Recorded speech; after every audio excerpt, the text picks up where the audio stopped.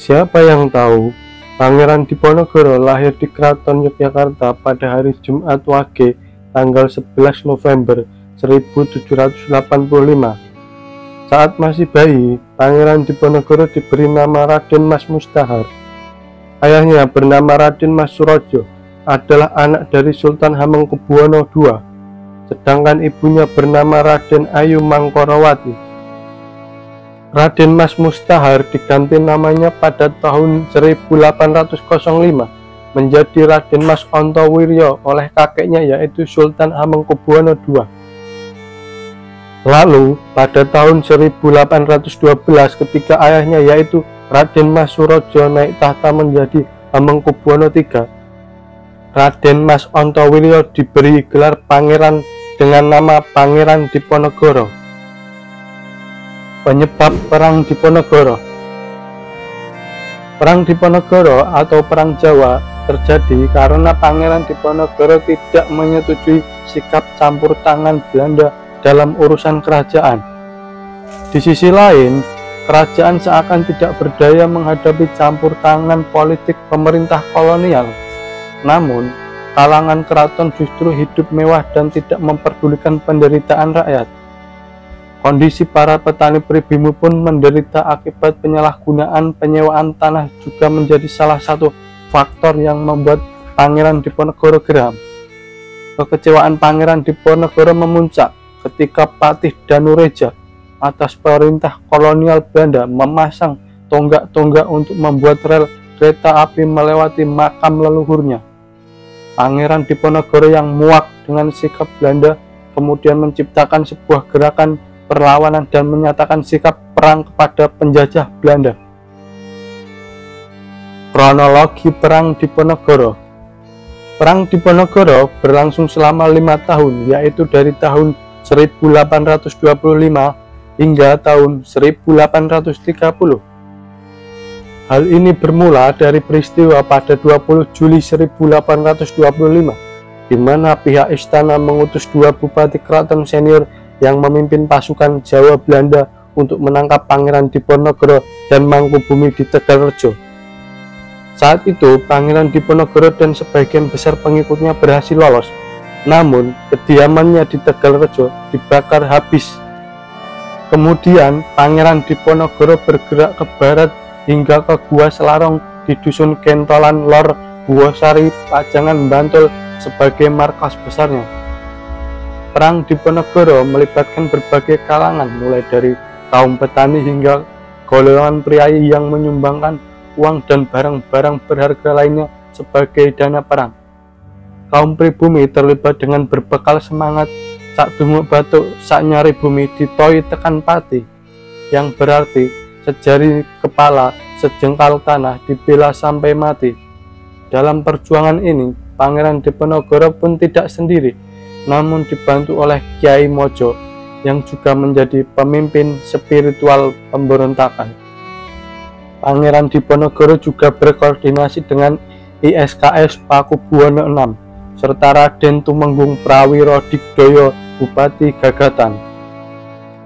Hanya dalam waktu 3 minggu setelah penyerbuan Tegalrejo, pasukan Pangeran Diponegoro sudah bisa melakukan serangan balik dan berhasil menduduki Keraton Yogyakarta.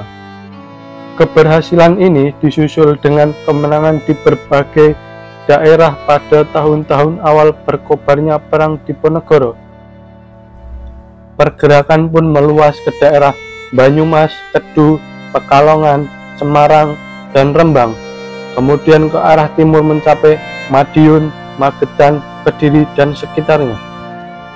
Meluasnya gerakan perlawanan yang dicetuskan Pangeran Diponegoro disebut mampu menggerakkan kekuatan di seluruh Jawa.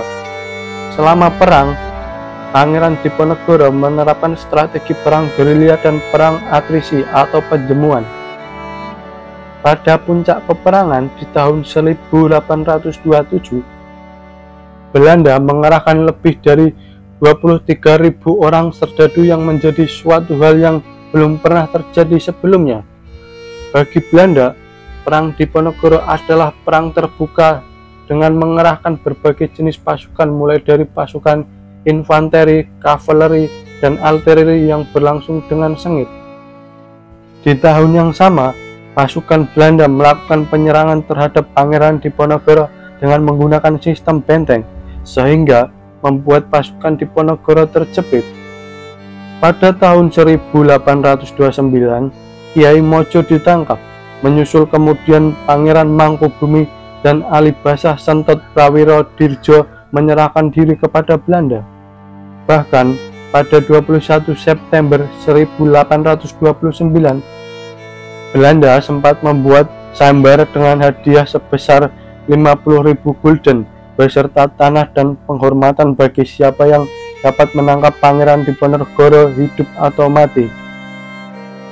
Lalu pada 16 Februari 1830, memperhatikan posisinya yang semakin lemah, akhirnya Pangeran Diponegoro setuju untuk bertemu dengan utusan Jenderal de Kock, yakni Kolonel Jean Baptiste Clarence. Pada 20 Februari 1830, pertemuan antara kedua belah pihak tidak menghasilkan kesepakatan, dan Pangeran Diponegoro menyatakan ingin bertemu langsung dengan Jenderal de Kock. Walau pertemuan dengan Jenderal de Kock terjadi beberapa kali, namun mata-mata yang ditanamkan di Kesatuan Diponegoro melaporkan bahwa Pangeran Diponegoro tetap bersikeras mendapatkan pengakuan Belanda sebagai Sultan Jawa bagian selatan. Akhirnya, pada 25 Maret 1830, Jenderal de Kock memerintahkan Letnan Kolonel Louis de Puran dan Mayor Avi Michel untuk mempersiapkan perlengkapan militer dan merencanakan penangkapan Pangeran Diponegoro. Pada tanggal 28 Maret 1830, Jenderal de Kock berhasil menjepit pasukan Pangeran Diponegoro di Magelang. Dan akhirnya, setelah kelicikan pihak Belanda tersebut, Pangeran Diponegoro menyatakan bersedia menyerahkan diri dengan syarat sisa pengikutnya dilepaskan. Penyerahan diri Pangeran Diponegoro pun menandai berakhirnya Perang Diponegoro atau Perang Jawa pada tahun 1830. Setelah ditangkap di Magelang, Pangeran Diponegoro sempat diasingkan di Gedung Karisidenan Semarang yang berada di Ungaran, sebelum dibawa ke Batavia pada 5 April 1830 dengan menggunakan kapal Pollux. Pangeran Diponegoro tiba di Batavia pada 11 April 1830 dan ditawan di Gedung Stadus, atau sekarang dikenal dengan Gedung Museum Fathahillah. Dari Batavia, Pangeran Diponegoro kemudian dipindahkan ke Manado pada 30 April 1830 dan tiba pada 3 Mei 1830 untuk kemudian ditawan di Benteng New Amsterdam.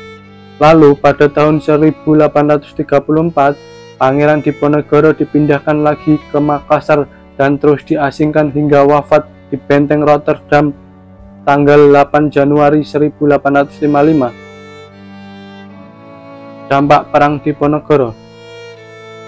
Perang Diponegoro terjadi selama 5 tahun dan menimbulkan dampak yang sangat besar, di antaranya menelan korban tewas sebanyak 200.000 jiwa penduduk Jawa dan menelan korban tewas di pihak Belanda berjumlah 8.000 tentara Belanda dan 7.000 serdadu pribumi Belanda.